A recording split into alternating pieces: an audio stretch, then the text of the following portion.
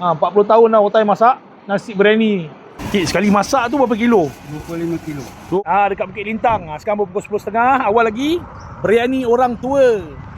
Mengidam pula nak makan nasi biryani orang tua ni. Dia yang paling best kat ni dia punya Apollo ni. Nampak ni. Tu dia. Otai kita orang lama. Ayam 4 boleh pilih. Daging saya nak daging masak hitam. Kambing merah ada. Nasi biryani ni yang ayam saja RM13. Dia siap dengan air. Nasi dia kau boleh tambah banyak kali. Kau rasa dah habis kan, nak tambah lagi pun boleh. Cukup rempah tu semua, memang Otai. Satu talam macam ni 100 boleh makan 4-5 orang boleh makan. 2 jenis ayam, kau boleh pilih lah. Nak ayam biryani ke ayam merah ke, ataupun ayam goreng berempah.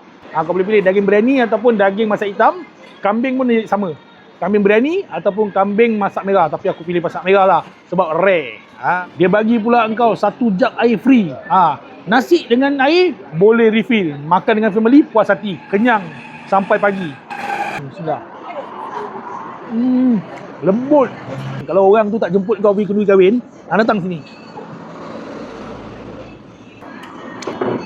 Nasi dia kau makan macam tu pun dah okey dah, sebab dia punya herba dia tu tak terlalu kuat. Ni kalau bungkus memang bawa dengan talam-talam sekali. Ya, bawa dengan talam